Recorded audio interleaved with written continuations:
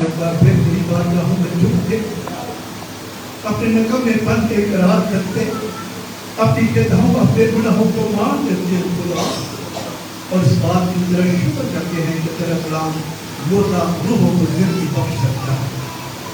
तेरा कलाम जो आसमान से नाज़िल होता है, रास्तबाजी की भूखी और प्यासी रूहों को सेर व सुंदर करता है। तूने फरमाया आपके मेरे कलाम में जान वापस नहीं आएगा, बल्कि जो मेरी मर्जी पूरी हो, जो मेरी मर्जी है उसको पूरा करेगा।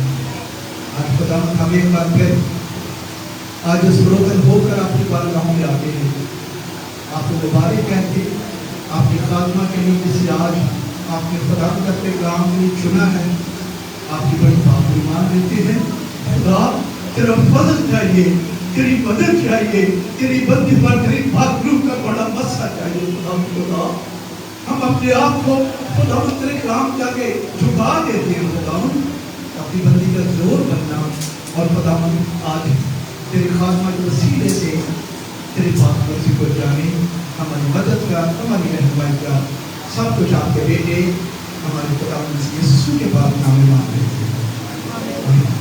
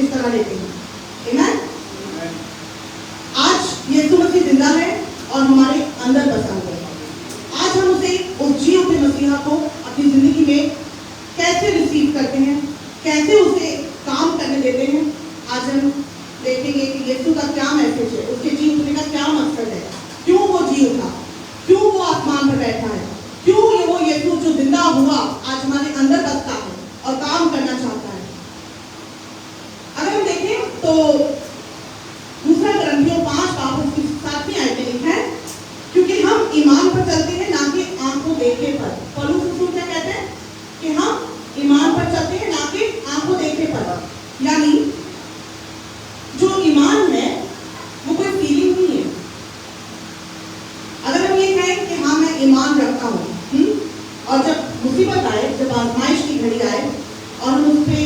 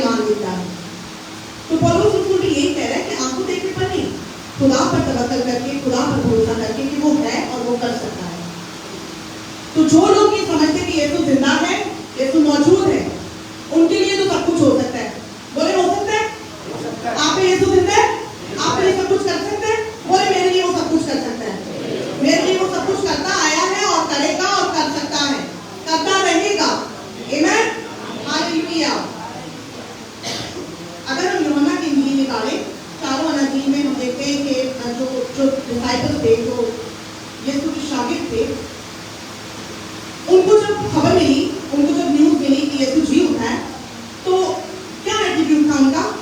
उन्होंने क्या किया? उन्होंने यकीन ना किया।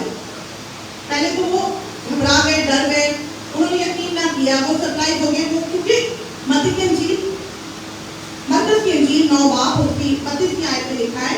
अगर आप मेरे साथ मिलकर निकालना चाहें तो जरूर निकालिए। आज हम हमारा जब खोलेंगे, किस किसके पास बाइबल है? हालेलुया। बाइबल किस किसके पास है? अपनी बाइबल ऊपर हवा में लहराएं। ये जिंदा किताब आपके दिलों में भी होनी चाहिए और आपके हाथों में भी होनी चाहिए तलवार। आमीन, प्रेज गॉड। 9 बाब और उसकी 25 की आयत में लिखा है, लेकिन वो इस बात को समझते ना थे और उससे पूछते हुए डरते थे। यीशु जब भी उनसे बात करता था कि मैं दुख उठाऊंगा, जरूर है कि अपने आदमी दुख उठाए, मसलूब हो, तीसरे दिन मुर्दों से जी उठे, तो वो इस बात को समझ नहीं पा रहे थे। और यही वजह थी, यही वो बात थी कि जब मरियम मगदलीनी, पहली वो खातून, पहली वो औरत जिस पर यीशु जाहिर हुआ जी उठने के बाद, आप सब जानते हैं पहले औरतों पर यीशु मसीह जाहिर हुआ, औरत पर।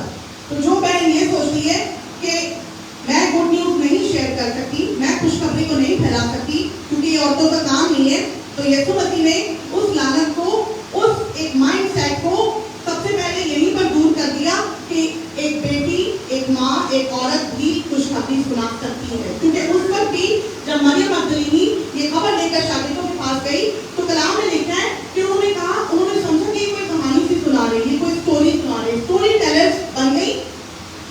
कौन बन गई?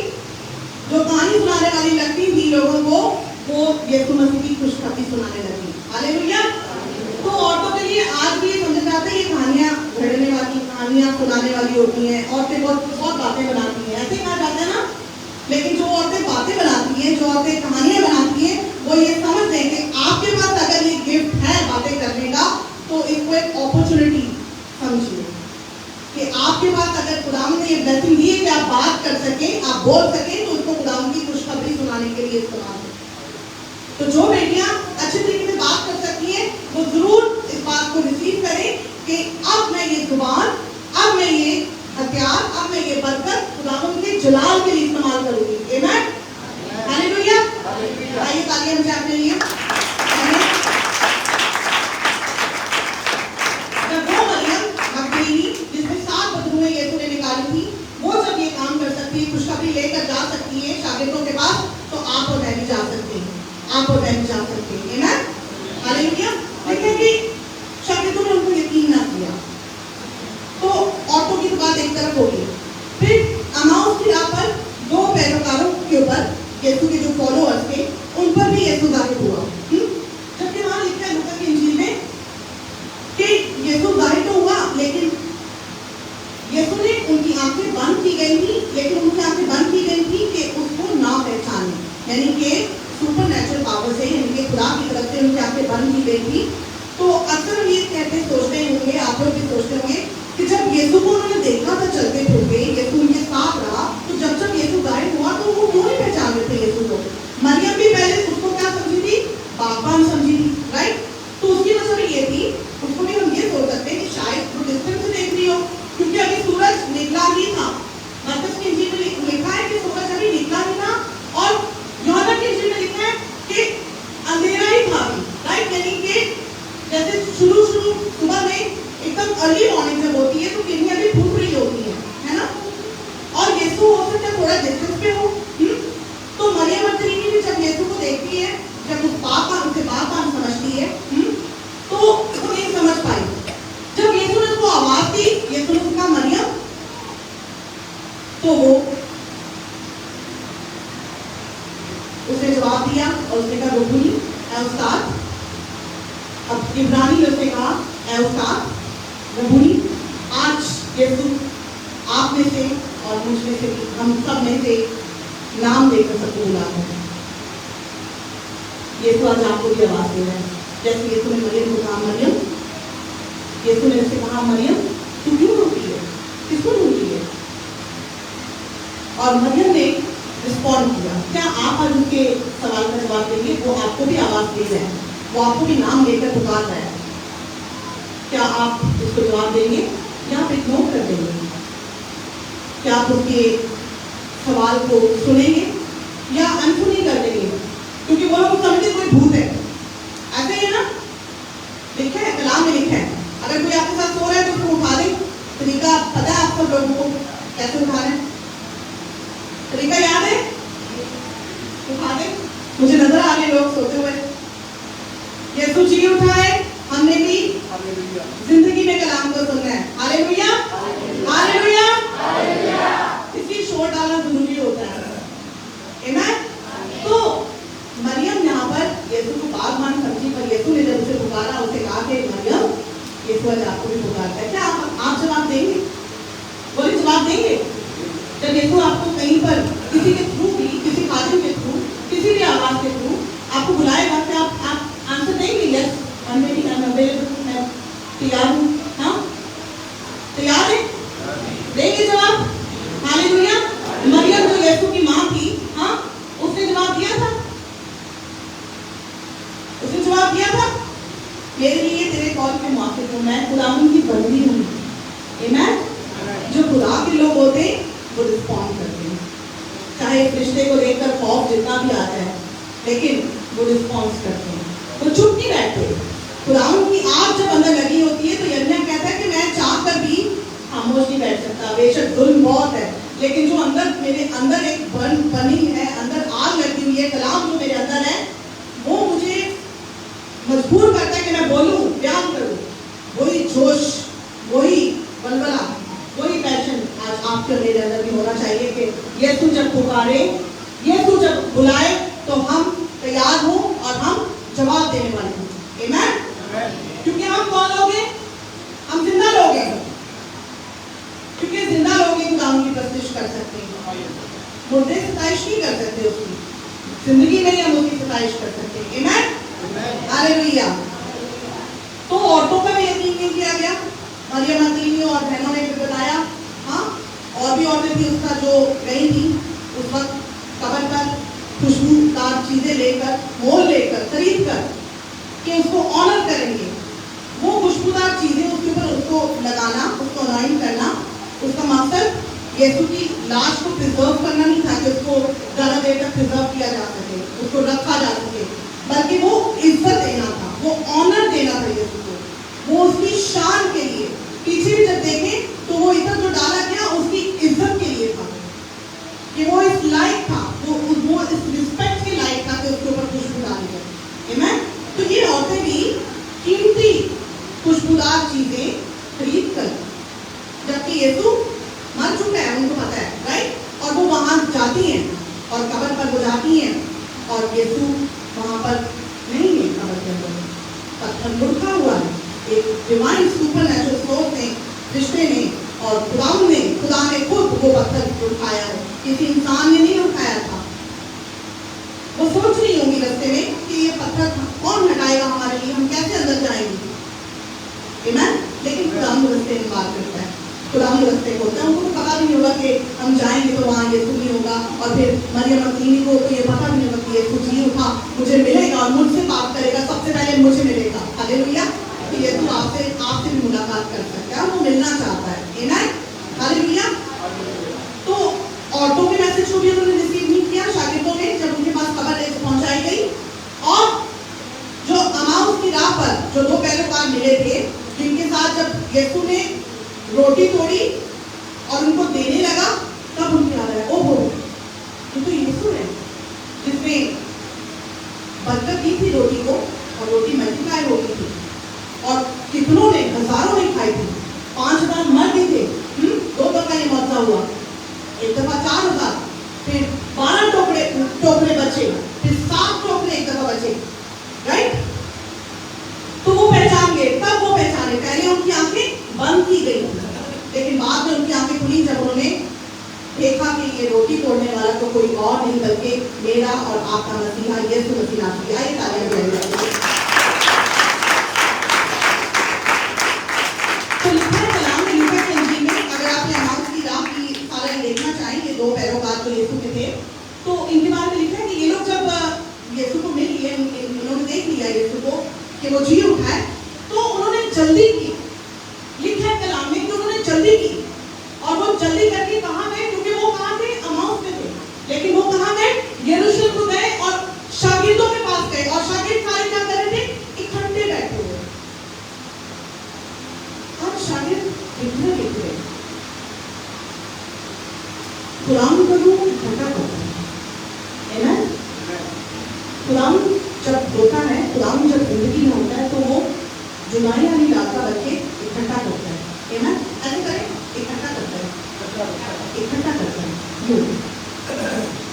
क्योंकि जब ये उंगलियां बिखरी रहती हैं तो एक उंगली कुछ कर सकती है, कंप्यूटर चला सकती है, फोन चला सकती है, कर कर कर, और बहुत कुछ अंदर से गुनाह भी कर सकती है, और फोन में अच्छी चीजें भी बहुत हैं, हम बाइबल स्टडी फोन से करते हैं, तो इसको हम पॉजिटिवली ले सकते हैं, नेगेटिवली ले सकते हैं, लेकिन जब ये उंगलियां इकट्ठी हो जाती हैं तो ये क्या बनती है, पावर बनती है, आमेन, अथॉरिटी बनती है, हालेलुया, प्रेज गॉड। तो ये सब इकट्ठे बैठे थे, और यरूशलेम में ये लोग गए, ये दो पैरोकार, और जाकर जल्दी जाकर, बोले जल्दी, तो खुशखबरी जो है जल्दी लेकर जानी, कैसे लेकर जानी, मरियम मगदलीनी और वो औरतें भी दौड़ती हुई गई, बोले दौड़ती हुई। तो हमने क्या करना है, हमने लेट नहीं करना किसी चीज को, अगर हमारी कॉलिंग है, अगर नहीं बल्कि यकीनन हमें से हर एक की कॉलिंग है, क्योंकि खुदावंद ने ये मिशन हम सबको दिया है कि जाओ कौमों को शागिर्द बनाओ और उन्हें बाप बेटे बोलते उसके नाम पर बपतिस्मा दो और उनको तालीम दो, ये हमें से हर एक का काम है। तो हमें दौड़कर जोश के साथ 200 से अबव लोगों की क्लर्जी थी जो कि शरीयत के बड़े स्कॉलर्स थे, 200 यानी लिखा, लेकिन स्टडी बताती है, हिस्ट्री बताती है कि वो एक क्लर्जी पूरे उनके सराउंडिंग में थी, उनके कमाल खानदान, वो अपने बड़े बड़े जो लीडर्स थे, बुजुर्गान थे, जो अमीर रईस लोग थे, वहाँ के पतरस और यूहन्ना दोनों के लिए बीच में, लेकिन वो नहीं करे, उन्होंने खुदा के कलाम को उन तक पहुंचाया, उन्होंने उस बात को अपॉर्चुनिटी समझा। जब आप अकेले हो और आपको पता है कि ये मैसेज देना है, तो मत सोचें कि सामने कितनी बड़ी भीड़ है और मैं अकेला हूँ, क्या ये समझेंगे, आपने गुड न्यूज़ शेयर करनी है, हालेलुया। मुझे याद है जब मैं अपनी स्टडी कर रही थी, बाइबल कोर्स कर रही थी, तो मुझे एक टास्क दिया गया, एक प्रैक्टिकल टास्क दिया गया कि आपको गुड न्यूज़ शेयर करनी है टू अननोन पीपल, उन लोगों को जिनको आप नहीं जानते, बिलीवर्स को नहीं, इवन अदर डिनोमिनेशंस को भी नहीं, आपने उन लोगों के दरमियान जाना है जिनको आप नहीं जानते हो। बिलीव मी, मैं दुबई में थी और दुबई में बहुत सारे लोग वहाँ पर बसते हैं, बहुत सारी कंट्रीज में, और मेरे लिए क्योंकि बीइंग अ वुमेन और एक औरत होते हुए, वो भी एशियन औरत होते हुए, पाकिस्तानी औरत होते हुए, मेरे लिए थोड़ा ये मुश्किल काम था। तो मैंने शुरू में अपने टीचर से कहा, आप लोग बोर क्यों हो रहे, मैंने अपने टीचर से कहा कि मैं डेली, क्योंकि मैंने 3 साल मुसलसल बाइबल उर्दू में एक दफ़ा 5 चैप्टर डेली पढ़ के रिकॉर्ड करके व्हाट्सएप पे करती थी, फिर उसके नेक्स्ट ईयर 3 चैप्टर, फिर उसके बाद मैंने यूट्यूब पे 3 चैप्टर करके डाले। मैं उन दिनों में रिकॉर्ड करके बाइबल डाला करती थी। तो मैंने अपनी टीचर से कहा कि मैं तो ऑलरेडी ये काम कर रही हूँ न्यूज़ शेयर करने का, लोगों तक जा रहा है, व्हाट्सएप के थ्रू जा रहा है। तो उन्होंने मुझे कहा नो, आप ये गुड न्यूज़ नहीं शेयर करिए, बाइबल आप पढ़ रही हो, आपके फायदा हो रहा है, कोई सुन रहा नहीं सुन रहा हमें नहीं पता, आपको फिजिकली यानी कि खुद इन पर्सन लोगों को मिलना पड़ेगा, लोगों को के पास जाना पड़ेगा। और मैं तकरीबन 5 से 6 लोगों से मैं मिली दुबई में भी, और फिर यहाँ पाकिस्तान में भी मेरा आना हुआ। पाकिस्तान में भी मैं जब एक गाड़ी में बैठी थी तो मैंने वहाँ पर भी गुड न्यूज़ शेयर की। फिर मैंने नहीं सोचा कि यीशु मसीह खुदा का बेटा है, ये मुझे बात बतानी है कि नहीं बतानी। फिर मैंने जोश से और पूरी ज़ील के साथ ये बात बताई कि यीशु मसीह खुदा का बेटा है, हालेलुया। तो हमें ये मैसेज दुनिया को पहुंचाना है। जब ये शागिर्द समझ लो कि आज दरमियान है, ये शागिर्द भी उस वक्त ऐसे ही लोगों के दरमियान थे। राइट, आप समझ पा रहे? वो भी ऐसे ही लोग थे कि उनके सामने ये बात समझाई जाए, बताई जाए, अंडरस्टैंड नहीं करेंगे, वो मारेंगे, वो कत्ल कर देंगे, संसार कर देंगे, ये कुफर रखते हैं। आज हम भी ऐसे ही लोग हैं। मैं आपको ना समझी के लिए नहीं कह रही कि ना समझी करें, बेवकूफी करें, लेकिन खुदावन का रूह जब आपके अंदर काम कर रहा हो, हिकमत के साथ, समझदारी के साथ और खुदावन को आगे रखते हुए खुदावन के नाम को जरूर अपनी जिंदगी से चला लेंगे। क्या आप ऐसा करेंगे? जब वो नाम लेकर बुलाएगा आप जाएंगे, जवाब देंगे मैं हाजिर हूँ। आमीन, हालेलुया। तो शागिर्द यहाँ पर उनका ये तासुरात थे कि वो डरे हुए थे और उन्होंने बिलीव नहीं किया। आइए एक तलावत करते हैं, मेरे साथ मिलकर निकालिए यूहन्ना की इंजील उसका 20 बाब। यहाँ लिखा है कि हफ्ते के पहले दिन मरियम मगदलीनी ऐसे तड़के में अभी अंधेरा ही था, कब्र पर आई और पत्थर को कब्र से हटा हुआ देखा। आमीन। अब मैं आपको बता दूं, हफ्ते का ये जो पहला दिन है ये संडे का दिन है, राइट? क्योंकि इससे पहले सबक गुजर चुका था और यीशु मसीह जुमे वाले दिन कुर्बान हुआ था और यीशु मसीह की जो सारा दफनाना है, कफन दफन भी जल्दी जल्दी किया गया, क्योंकि सबक नया दिन चढ़ने को था। हफ्ते का रोज सबक का था और हफ्ते के पहले दिन यानी संडे वाले दिन यीशु जी उठा। कौन से दिन जी उठा है यीशु? इसीलिए इसको लॉर्ड्स डे कहा जाता है, यीशु का दिन, खुदा का दिन। बोले खुदा का दिन, मुकद्दस दिन, क्योंकि यीशु मसीह ने मौत पर फतह पाई है। हालेलुया। उसकी कब्र खाली है, प्रेज़ गॉड। वो जी उठा है, कब्र उसको अपने कब्र में नहीं रख सकी। ऐ मौत तेरा डंक कहाँ रहा? मौत पता कर लुकमा हो गई। प्रेज़ गॉड, आमीन। तो सबक के दिन ये औरतें जब जाती हैं तो वहां पर हमें एक बड़ा जबरदस्त मैसेज मिलता है। आप मेरे साथ खोलिए इस वर्ष को। यहाँ हमें दो शागिर्द मिलते हैं, यूहन्ना और पतरस। बोले यूहन्ना और पतरस। यीशु मसीह के कितने शागिर्द थे? कितने शागिर्द थे? 12 थे। अब यहाँ पर कितने रह गए? नहीं, अभी यहाँ पर कितने रह गए यीशु मसीह के जी उठने के बाद? एक तो मर गया ना, यहूदा इस्करियोती, है ना? कितने रह गए? उसने पकड़वाया था उसको, वो मर गया। हाँ, अब यहाँ पर 11 शागिर्द हैं, ठीक है? उनमें से कितने? यूहन्ना और पतरस, ठीक है? यहाँ लिखा है कि हफ्ते के पहले दिन मरियम मगदलीनी ऐसे तड़के के अभी अंधेरा ही था, कब्र पर आई और पत्थर को कब्र से हटा हुआ देखा। बस वो शमौन पतरस और उस दूसरे शागिर्द के पास जिसे यीशु अजीज रखता था दौड़ी हुई गई और उनसे कहा कि खुदावन को कब्र से निकाल ले गए और हमें मालूम नहीं कि उसे कहाँ रख दिया। बस पतरस और वो दूसरा शागिर्द निकलकर कब्र की तरफ चले और दोनों साथ साथ दौड़े, मगर वो दूसरा शागिर्द पतरस से आगे बढ़कर कब्र पर पहले पहुंचा। ये दूसरा शागिर्द बार-बार इनसे कहा जा रहा है कि कौन है? यूहन्ना, राइट? एक यूहन्ना शबागी था और एक यूहन्ना यीशु का शागिर्द था जो याकूब का भाई था, ठीक है? तो यीशु की कब्र पर भी वहां पर मौजूद था। एक ही शागिर्द मौजूद था यीशु की सलीब के पास, आमीन। यीशु की सलीब के पास चंद औरतें थी और एक ही शागिर्द था। तो यहाँ पर भी जो बात हो रही है कि दूसरा शागिर्द, ये दोनों दौड़ कर भागे। कहाँ भागे? किस तरफ भागे? इस बात को हमें समझना है। आज हमें इस बात को लेकर जाना है, क्योंकि अगर हम मिनिस्ट्री के अंदर हैं, अगर हम चर्च के अंदर एज अ मेंबर भी आ रहे, तो आज आपने इस रिस्पॉन्सिबिलिटी को अपनी लाइफ में लेना है, क्योंकि क्रिश्चियन होना जस्ट ये नहीं है कि हमें निजात मिलती या हम बादशाही के वारिस हैं या हम खुदा के बेटे बेटी हैं या हम खुदा को जानते हैं। क्रिश्चियन होने का मतलब यह है कि हम उसे एक्सपीरियंस करें, हम उसे जिए, हम उसे अपनी लाइफ के अंदर उसका तजर्बा करें कि यीशु मसीह कौन है, उसे अपनी लाइफ में हमें लेकर चलना है। आमीन। क्रिश्चियन होने का मतलब ये। तो अगर कोई समझता है क्रिश्चियन होने का मतलब सिर्फ ब्लेसिंग रिसीव करना है, बरकतें लेना है, तो ऐसा नहीं है। आमीन। तो यहाँ पर लिखा है कि वो दूसरा शागिर्द और पतरस दोनों कब्र की तरफ दौड़े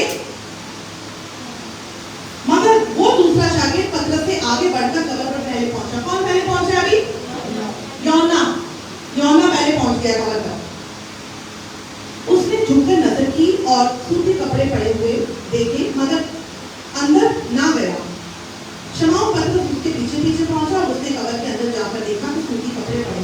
अच्छा, पतरस जो था वो एक लीडर पर्सनालिटी थी, अथॉरिटी वाली पर्सनालिटी थी। हाँ, और पीछे अगर हम देखें तो यूहन्ना की इंजील 14 बाब उसकी 30वीं आयत में लिखा है कि जब यूहन्ना और याकूब की माँ ने यीशु से रिक्वेस्ट की थी कि जब तू अपने जलाली बदन में आए, जब तू जी उठे, तो यूहन्ना को अपनी दाईं तरफ, यूहन्ना और याकूब को एक को बाईं तरफ, एक को दाईं तरफ अपने बिठाना। पढ़ा है किसी ने? राइट? तो यीशु ने कहा कि क्या ये वो प्याला पी सकते हैं जो मैं पीने को हूँ? तो उन्होंने कहा कि हाँ पी सकते हैं। यीशु ने कहा हाँ पिएंगे, और उसके बाद उन्होंने पिया। उन्होंने यीशु मसीह के पीछे चले, और यीशु ने भी इसीलिए कहा। लेकिन इस पर वो 10 शागिर्द यीशु से, इन शागिर्दों से खफा होने लगे कि ये अपने लिए चाह रहे कि हमारे लिए बेस्ट जगह हो जाए, और बाकी क्या हम शागिर्द कुछ भी नहीं है। तो यीशु ने फिर वहां पर तालीम दी कि जो तुम में बड़ा होना चाहे वो अपने आप को खादिम बनाए, जो खिदमत करना चाहे, क्योंकि इब्ने आदम खिदमत करवाने नहीं बल्कि खिदमत करने आया है। तो यहाँ पर भी हम देखते हैं कि ये शागिर्दों से, यानी कि यूहन्ना और याकूब से पतरस और बाकी शागिर्द खफा होने लगे थे। यानी कि पतरस का यूहन्ना से माइंड नहीं मिलता था। जहाँ पर हमें कुछ नजर आता है कि कुछ टेंशन है, क्योंकि आगे हम देखेंगे कुछ ना कुछ है इनके दरमियान। और आगे भी यूहन्ना जब यीशु मसीह पतरस को कह रहे थे तू मेरे पीछे हो ले, जब उसको वो कंट्रोल करता है, जब उसको रिस्टोर करता है कि क्या तू मुझसे मोहब्बत करता है, यीशु मसीह के छूटने के बाद, तो पतरस 3 दफा कहता है, 3 दफा उसने इनकार किया था, 3 दफा यीशु ने उससे पूछा क्या तू मुझसे मोहब्बत करता है? तो यीशु ने कहा ठीक है तू मेरी भेड़ें चरा, और फिर यीशु ने उससे कहा कि तू मेरे लोगों की उनको कलाम सुनाना, उनको चारा देना, राइट? और यीशु ने उससे कहा कि तू मेरे पीछे हो ले। यहाँ पर भी पतरस को ना यूहन्ना की फिक्र है, कहते इसका क्या होगा? आज हमें बहुत दफा अपनी कॉलिंग की बजाय दूसरों की कॉलिंग की फिक्र पड़ी होती है। ऐसा है कि मैं तो ठीक है ये खिदमत कर रहा हूँ, ये क्या कर रहा है, इसको क्यों अच्छी पोजीशन दे दी है खादिम ने, ये क्या कर रहा है? तो पतरस भी यहाँ पर क्या कर रहा है, यूहन्ना के लिए कहते हैं इसका क्या होगा? तो आप मेरे साथ मिलकर कहिएगा इस वर्ष को जरूर। ठीक है, यीशु ने उससे कहा अगर मैं चाहूँ कि ये मेरे आने तक ठहरा रहे तो तुझको क्या? अपने साथ वाले को मिलाकर कहें तुझको क्या? तुझको क्या? कहीं हिला के कह दो, एक दूसरे को कह दो तुझको क्या भाई, मेरी कॉलिंग है, खुदा जैसे मर्जी मुझे इस्तेमाल करे, तुझको क्या? बोले कोई काम अगर आपको मिला है स्पेसिफिकली तो तुझको क्या? क्योंकि खुदा ने सबके लिए एक यूनिक पर्पस रखा है, तुझको क्या? बोले यीशु कह रहा है, यीशु ने कहा पतरस को डांटा, रिब्यूक किया, तुझको क्या? हाँ अगर तुम मेरे आने तक ठहरा रहे तो तुझको क्या? जो तेरा काम है वो तू कर, तू मेरे पीछे हो ले। तो करना हमने क्या है कि हमने उसके पीछे होना है, हमने एक दूसरे की ताका झांकी नहीं करनी कि ये क्या कर रहा है, ये खिदमत में किधर है, इसको क्या दर्जा दिया जा रहा है। आज कलीसिया के अंदर ये फाइट लगी हुई है, आज चर्चेस के अंदर ये मुकाबलाबाजी, ये कंपटीशन चल रहा है कि इस भाई को इज्जत दे दी गई, इस भाई को इज्जत नहीं मिली, इस भाई को मोहब्बत मिल गई, इस भाई को मोहब्बत नहीं दी गई। ना खादिम कुछ है ना हम लोग कुछ यीशु के आगे हैं। जब यीशु ने कह दिया कि तुझको क्या, तो फिर बाकी हमको कुछ नहीं होना चाहिए। आमीन। क्योंकि इज्जत दिलाना यीशु का काम है। हालेलुया। हालेलुया। मेरे साथ इज्जत तेरी बढ़ावेगा याकूब का खुदा, इज्जत तेरी बढ़ावेगा याकूब का खुदा। तो खुदा जो है वो किसी को भी इस्तेमाल कर सकता है।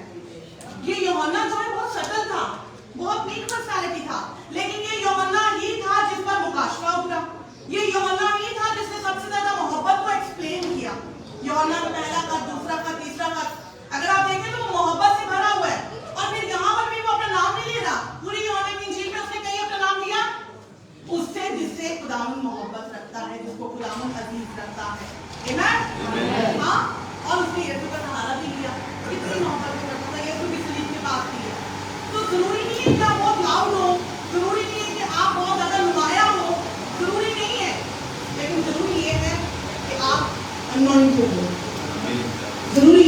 आप खुदा के सामने सच्चे हो, आपका दिल गोश्त नहीं है, आपका दिल साफ है, फिर आपको वो चीजें नहीं भी आती करनी तो खुदा खुद आपको गाइड करेगा। क्योंकि जो अवेलेबल थे उनको क्या आता था, मरियम को आता था कि 9 महीने तक यीशु मसीह को अपनी अपनी पेट में रखेगी, कंसीव करेगी और लड़ेगी जमाने से। उसको कहें कि खुदा आपके साथ है, खुदा मेरे साथ है, खुदा मुझे सिखाएगा, खुदा मेरी मदद करेगा। अपने साथ वाली बहन को और भाई को कहेंगे खुदा आपको सिखाएगा।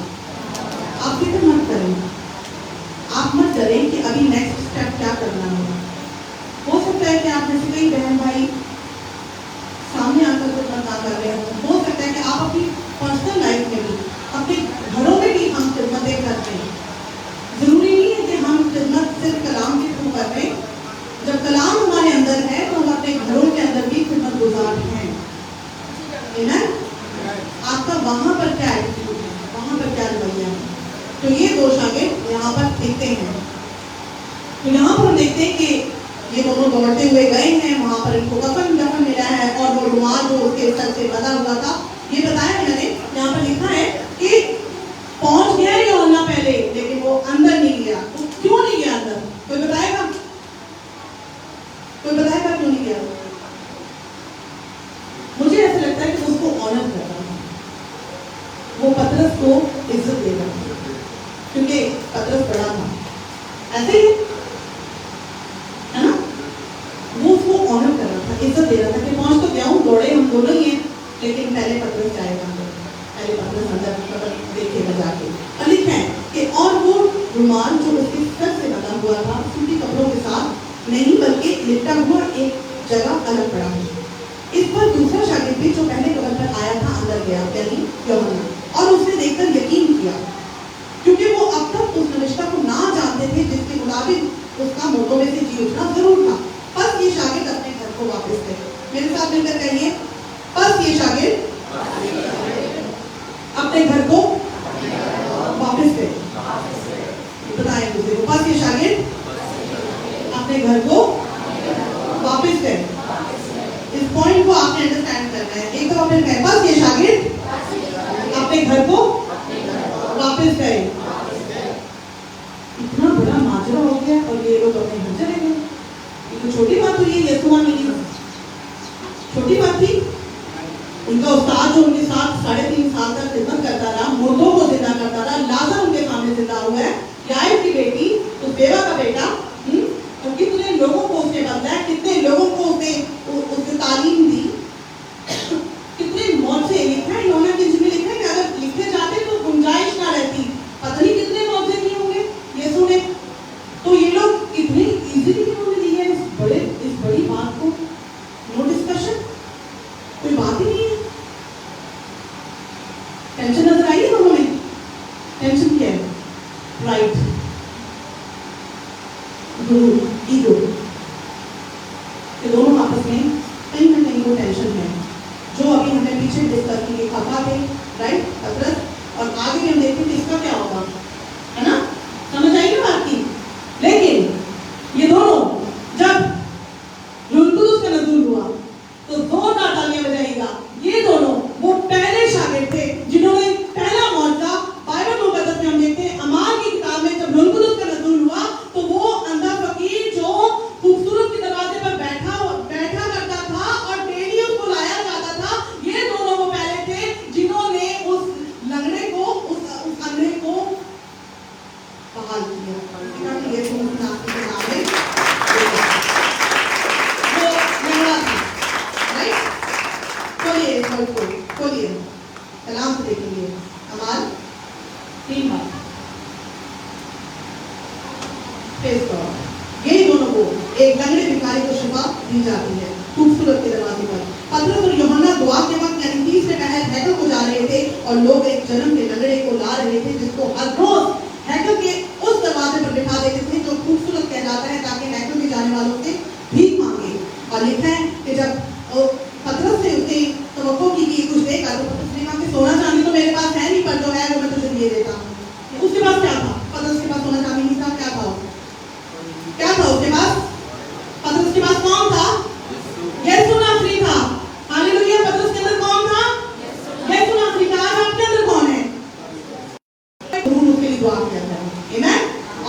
है, यीशु मसीह नासरी के नाम से चल पे, और उसका रहना हाथ पकड़कर उसको उठाया और उसी दम उसके पांव और टखने मजबूत हो गए। और ये बंदा जो बाहर बैठा करता था, भीख मांगा करता था, यही वो दो शागिर्द थे जो पहले बिखरे थे, जो पहले डिस्कस भी नहीं कर रहे, इतना बड़ा माजरा हो गया और यीशु की कब्र में यीशु नहीं है, वहां पर वो गए हैं, यीशु को नहीं पाया, कब्र नजर आ रहा है, मगर ये दोनों अपने अपने घर चले गए, कोई डिस्कशन ही नहीं किया, कोई बात ही नहीं की। अब ये दोनों शागिर्द जब रोज़ उसका नज़ुल हुआ है, जब खुदा उनका पाक उनकी जिंदगी में दाखिल हुआ है, तो यही दो वो पहले शागिर्द थे जो हैंडल में साथ जा रहे हैं। Hallelujah, hallelujah. तो खुदा का पाक रूह इकट्ठा करता है, हालेलुया, दो मुख्तलिफ माइंड को इकट्ठा करता है। आमीन।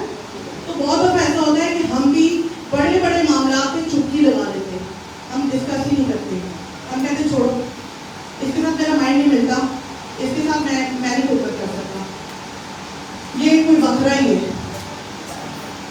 इसके साथ चलना मुश्किल है। कंपैटिबिलिटी कई दफा हमारी नहीं मिलती, लेकिन जहाँ खुदा का रूह होता है वहाँ यूनिटी होती है। आमीन। जहाँ खुदा का रूह काम करता है वहाँ पर फिर दो डिफरेंट माइंड एक जैसा चलना शुरू कर देते हैं। हालेलुया, प्रेज़ गॉड, तालियां बजाएं, खुदा हमको काम दीजिए। बहुत अच्छा लगता है। जब वो जाके ये खबर शागिर्दों को बताती है तो लिखा है कि यूहन्ना की इंजील में लिखा है कि वो जाके खबर देती है। लूका की इंजील में, बाकी तमाम अंजील में लिखा है कि उन्होंने मरियम मगदलीनी पर यकीन नहीं किया, और को यकीन नहीं किया, राइट, नहीं यकीन किया, ठीक है। उसके बाद जब ये मरियम मगदलीनी पर जाहिर होता है और यीशु कहता है जाओ मेरे भाइयों को जाके बता कि मैं अब जिंदा हो गया हूँ, मैं जी उठा हूँ, और जो बाप ने मुझे जो काम से भेजा था वो खत्म हुआ है और अब मैं वापस अपने बाप के पास जाने वाला हूँ, मेरे भाइयों को जाकर बताओ, राइट। और ये जाती है, ये बताती है, ये अपना काम करती है।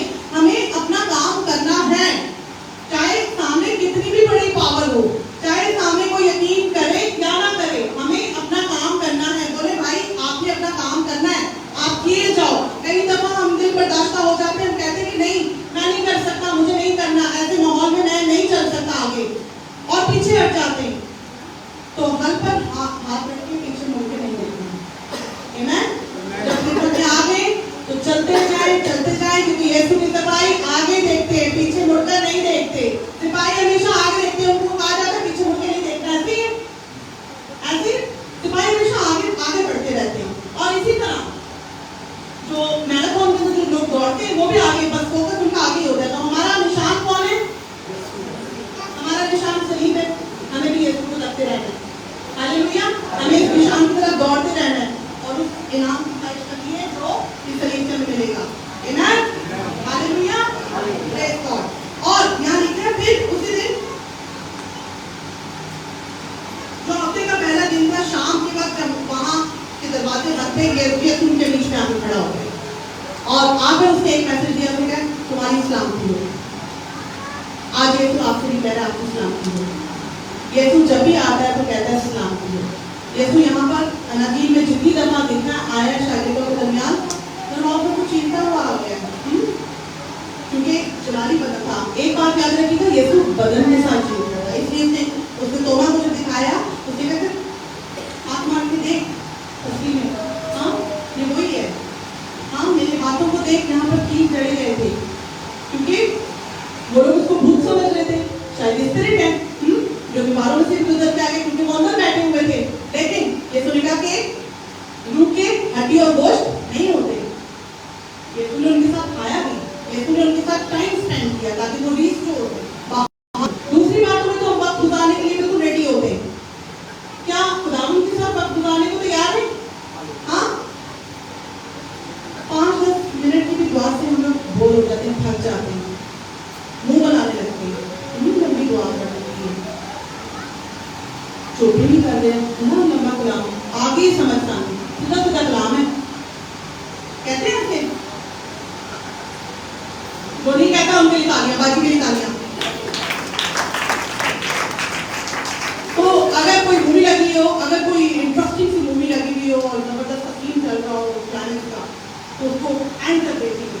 हाँ, लेकिन जब यीशु मसीह की बात हो रही हो तो हम आधा घंटा मैक्सिमम होगा, उसके बाद हमें बोरियत होनी शुरू हो, हम थकावट फील होगी, तो जरूरी है कि हम एक्टिव रहा करें। खुदावंद के कलाम के लिए 2-2 घंटे में बैठना पड़े आपको कलाम सुनने के लिए, तो बैठे। पूरे हफ्ते में एक दिन होता है, क्या हमें 5-5 दफा जाने के लिए कहा गया, वो भी कितनी सारी लवाजमात करने के बाद? क्या कहा गया? हम तो नौकरियां नहीं कर सकेंगे फिर, क्योंकि उनके लिए यही कहा जाता है। मैं एक दफा जब जॉब पे थी तो एक भाई मेरे कहते हमारी जिंदगी तो नमाज के और इसके बीच में एक वक्फा है, यानी कि बस हम वक्फे में जो है वो जिंदगी है, बाकी नमाज है। ठीक है, इज्जत दी उन्होंने, राइट? क्या हमारे पास ऐसी हमारे पास जिम्मेदारियां दी गई हैं? हमारे पास इससे बड़ी जिम्मेदारी है, आपको पता है? 24 आवर्स, 24 घंटे आपको खुदावंद में रहना है, लेकिन कोई सीरियस नहीं हो रहा। आसमान की बादशाही में जाने के लिए कौन कौन तैयार है? कौन कौन जाना चाहता है आसमान की बादशाही में? हाथ खड़े करें, हाथ बुलंद करें, हाथ बुलंद करें। जो समझ रहे हो करें, जो नहीं समझ रहे हो नहीं करें। तो अभी मैं बताने वाली हूँ, आसमान की बादशाही में सारे जाने के लिए रेडी है, लेकिन आसमान की बादशाही के लिए यहाँ पर क्या करना है कोई भी तैयार नहीं है। यहाँ पर हमें किस तरह वक्त गुजारना है कोई भी रेडी नहीं है, क्योंकि हमें तो लगता है हमारा खुदा बड़ा रहीम है, वो तो ऐसे ही दे देगा प्लेट में, ले लो। पहले भी उसने सलीब पर जान देकर हमें ऐसे दे दिया, ये लो पूरा माफ, क्लियर है, सारी रेट क्लियर है ना? उसने कुछ हमारे जिम्मे लगाया, वो सिर्फ हमारी गुर्बत चाहता है और कुछ नहीं चाहता, ना आपसे रुपए चाहता है, ना पैसे चाहता है, ना दौलत चाहता है, वो सिर्फ आपको चाहता है। यानी कि जो 20 का खौफ को दूर कर देता है, मौत के खौफ को, डर को दूर कर देता है। आमीन, हालेलुया, प्रेज़ गॉड। तो हमें डरने की जरूरत नहीं है। जो लोग खुदा से डरते हैं ना, वो फिर 20 से नहीं डरते, वो फिर आगे बढ़ते जाते हैं। प्रेज़ गॉड, तालियां बजाएं। तो जरूर है कि हम अपना वक्त खुदावंद के साथ गुजारें। खुदावंद ने उनके साथ, शागिर्दों के साथ वक्त गुजारा ताकि इनको रिस्टोर करें, क्योंकि उन 12 ने पूरी दुनिया में जाना था। और आगे देखें तो यहाँ पर जब ये मरियम मगदलीनी पर यीशु जाहिर होता है, तो वो यीशु को कहते हैं कि तू मुझे ना छू, हाँ? और फिर आगे यीशु तोमा को कहता है तू मुझे छू। डिफरेंस नजर आ रहा है? क्यों कहता है वैसे? आपको कुछ फर्क नजर आ रहा है यहाँ पर? मरियम ने क्या ये गलत किया था यीशु को छू के? ये उसका नेचुरल बिहेवियर था ना। अगर हमारा यीशु जैसे जो हमारे साथ है, हमसे दूर हो जाता है, मर जाता है, और वो फिर जी उठे और वो हमें आगे देखे, तो हम तो उसको पकड़ेंगे ना। लेकिन यहाँ पर भी यीशु कुछ सिखाना चाहता था मरियम को, क्योंकि मरियम को भी ईमान की जरूरत थी। यहाँ पर उसका ईमान डगमगा रहा था। वो ये सोच रही थी कि अब जब यीशु मुझे मिल गया तो उसको जाने नहीं दूंगी। वो चाह रही थी कि मेरा वापस से वो रिलेशन, वो हमारा ताल्लुक जो हमारा रबूनी का और हमारा था, शागिर्द का और उस्ताद का, वो फिर से बहाल हो। और यीशु ने उसको कहा कि अब मेरा ऊपर जाना जरूर है, क्योंकि वो मत्ती की इंजील में कह चुका था कि जरूर है कि इब्ने आदम ऊपर जाए और ऊपर से तुम्हारे लिए जगह तैयार करे, क्योंकि जहां मैं हूँ वहां तुम भी मेरे साथ रहना। यीशु की ये आरज़ू है कि जहां यीशु है वहां हम भी उसके साथ रहें। और मरियम को इसलिए उसने रोका कि तू मुझे ना छू, तू इस बात की डिजायर ना कर कि मैं परमानेंटली तेरे साथ रहूंगा। अब मेरा यहाँ पर रहना नहीं है, मेरा जितना काम था वो मैंने कर दिया है। मगर तोमा को यकीन नहीं हो रहा था कि यीशु मसीह जी उठा, इसलिए तू कह रहा है जब हाथ लगा इधर से वही बदन है, वो बदन में जी उठा था, कहीं वो बदन के साथ जी उठा था, जलाली बदन के साथ, जो दीवारों को भी चीर देता है। आमीन, वो कोई रूम में नहीं जी उठा था, बदन के साथ जी उठा था। और तोमा को भी उस वक्त जरूरत थी ईमान की, और यीशु मसीह ने उसके किसके पास है? खिदमत अब किसके पास है? कलीसिया के पास है। आमीन, हालेलुया। कलीसिया को खुदावंद ने अलग चुन लिया इसलिए ताकि हमें जाकर गवाही देनी है। हालेलुया। लिखे कि जाओ सारी खलक के सामने, दुनिया के सामने, तमाम दुनिया के सामने, उन्हीं लोगों को जो यकीन नहीं करते उनसे कहा कि जाओ, उन्हीं लोगों को जो समझ नहीं पा रहे थे, जो डरे हुए थे, कमरों में बैठे थे, वो फिर बाहर निकले। वही जो स्टोरी टेलर जिनको कहा जा रहा था, वही क्या बन गई है? खुशखबरी की देने वाली बेटियां। आमीन, हालेलुया। तालियां बजाएं लोगों के लिए। यीशु मसीह ने इनकी जिंदगियों में काम किया। यीशु मसीह आपकी जिंदगियों में इससे भी चाहता है कि आप भी खिदमत के लिए तैयार हो जाएं, आप भी उठें। और यीशु मसीह ने एक ही मैसेज दिया। मरकस की इंजील में लिखा है कि सारी दुनिया के सामने, सारी कल्प के सामने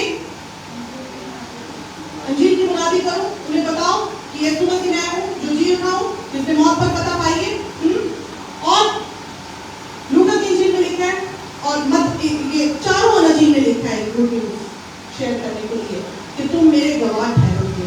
बताओ जाकर तुमने देखा है, तो जिन्होंने मसीह को एक्सपीरियंस किया है वो गवाह बनेंगे, बनेंगे। बोले बनूंगा, बोले बनूंगा। आइए रोजा तालियां बजाएंगे।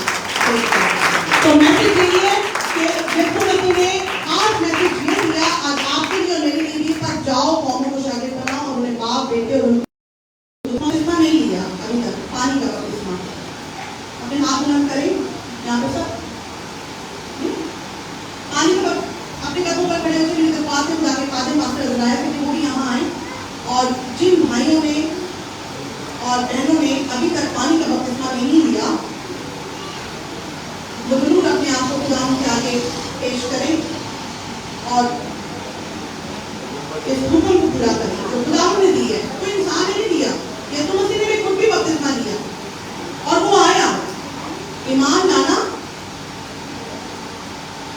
किधर से होता है? ईमान लाना और इकरार, एक बच्चा इकरार नहीं कर सकता। जिसने गुनाह किया है वो तौबा करता है। आमीन। क्या लिखा है? जो ईमान लाए और बपतिस्मा ले वो निजात पाएगा और जो ईमान ना लाए वो मुजरिम ठहराया जाएगा। और ईमान लाने वालों के दरमियान ये मौतें होंगे, वो मेरे नाम से बदबूओं को निकालेंगे, नई नई जुबानें बोलेंगे, सांपों को उठा लेंगे और अगर कोई हलाक करने वाली चीज पिएंगे तो उन्हें कुछ दर्द ना पहुंचेगा। वो बीमारों पर हाथ रखेंगे तो अच्छे हो जाएंगे। आमीन, हालेलुया। मेरे पास से जिन भाइयों ने हाथ उठाया और जिन भाइयों ने बताया कि हमने बपतिस्मा लिया वो सामने आए। Hallelujah, hallelujah. हम दुआ करेंगे खुदा के खादिम के साथ मिलकर, जो जिन जिंदगियों ने अभी तक यीशु मसीह को अपना निजात देंदा, अपना शख्सी निजात देंदा कबूल नहीं किया, वो यहाँ सामने आए। हम तालीम देंगे बाद में। अगर कोई कंफ्यूजन है, कोई बात आपको समझ नहीं है तो जरूर कलाम को सुने और उस पर अमल करें। आमीन, हालेलुया। अब जी मेरी दरख्वास्त है कि आप दुआ करें खुदा के बंदा के लिए। और भी कोई जिंदगी अगर आपको पता है, बेटा नोएल नहीं आया और नोएल की फैमिली में से नोएल को भी बपतिस्मा लेना है और हम इस बात को दुआ में रखें कि जिस जिस जिंदगी में अभी तक यीशु मसीह को अपना शख्सी निजात देने का कबूल नहीं किया वो जरूर बपतिस्मा ले, क्योंकि ये खुदावंद का हुक्म है। आमीन। तो आप सब तैयार हैं कि इस हुक्म में आप लोगों को लेकर आएंगे खुदा के घर? हाँ, यीशु मसीह जी उठा है और यीशु मसीह चाहता है कि हम उसकी बातों पर अमल करें जिसकी उसने तालीम दी है। आइए दुआ करेंगे। हालेलुया। दुआ करें खुदावंद की जिंदा कलाम के लिए, जो भी बड़ी बातें हैं कि जो ईमान लाए और बपतिस्मा ले वो निजात पाएंगे। तो हम खुदा का शुक्र करते हैं, खुदा ने अपने कलाम के वसीले से अपनी बात बोली